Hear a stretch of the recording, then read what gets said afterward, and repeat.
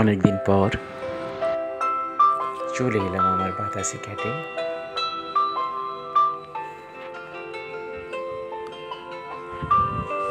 এমন ভিডিও অনেকদিন করা হয়নি,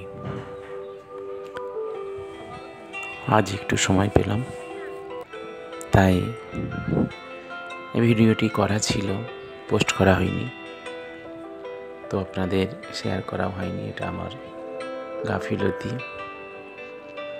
প্রায় 1 বছর হতে গেল আমার মুম্বাই সফরের কিছু ভিডিও, যেটা ফোনের মধ্যে রয়ে গিয়েছিল, সেটা আজকে শেয়ার করছি সবার মধ্যে। আশা করছি ভালো লাগবে। আমার জীবনের প্রথম এই মুম্বাই সফর, এবং যেটা কোনো দিনই ভাবিনি, হঠাৎ করে চলে আসা এই হাজি আলি শরীফ, হাজি আলি মাজার, ভারতবর্ষের একটি শ্রেষ্ঠ মাজার বলতে পারি।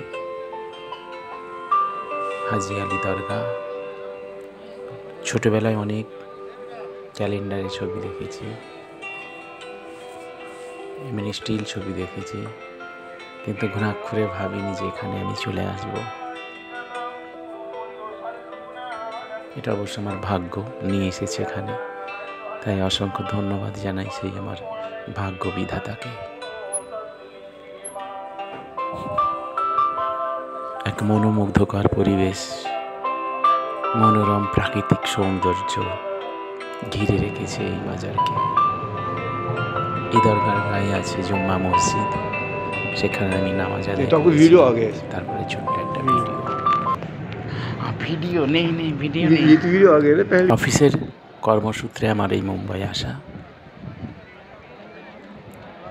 নাহলে হয়তো আসাই হতো না।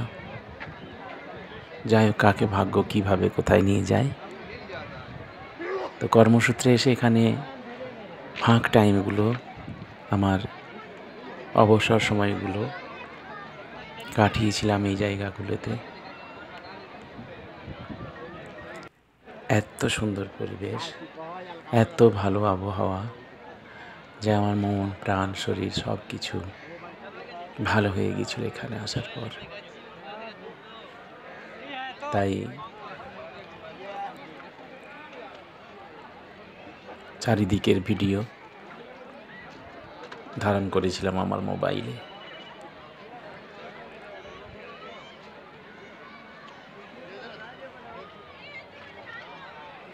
কত বড় বড় পর্যটক, কত মানুষ কত ভিডিও করে, কত সুন্দর ফোনে ছাড়ে তাদের চ্যানেলে। আমি অবশ্য তেমন কিছুই নই, সাধারণ এক গ্রামের ছেলে।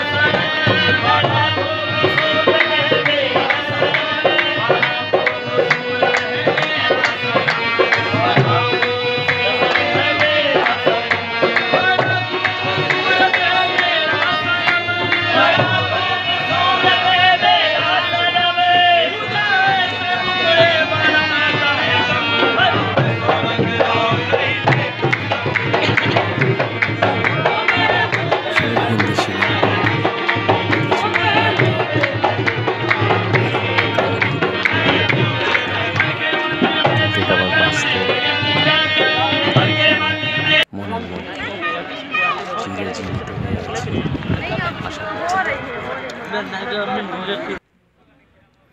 তো হাজি আলি থেকে ফিরে আসার সময় আসতে ইচ্ছা না করলেও প্রকৃতির নিয়ম, সময়ের পরিপ্রেক্ষিতে চলে আসতে হয়। চলে এসেছিলাম।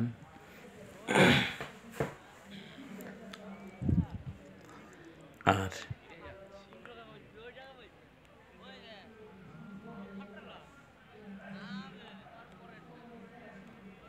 কি বলবো, বলার কিছু নেই, শুধু দেখা আর যাদের সঙ্গে নিয়ে গিয়েছিলাম বা যারা ছিল সঙ্গে কর্মসূত্রে, তাদেরকেও নিয়ে একদিন গাড়িতে পুরো ঘোরা হয়েছিল এই হোটেল। এখানে আমি ছিলাম রাত্রে, প্রায় 2 সপ্তাহ বেশি ছিলাম।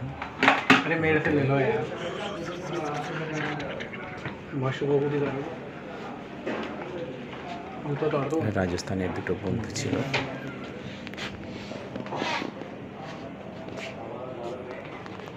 দারুণ ব্যাপার।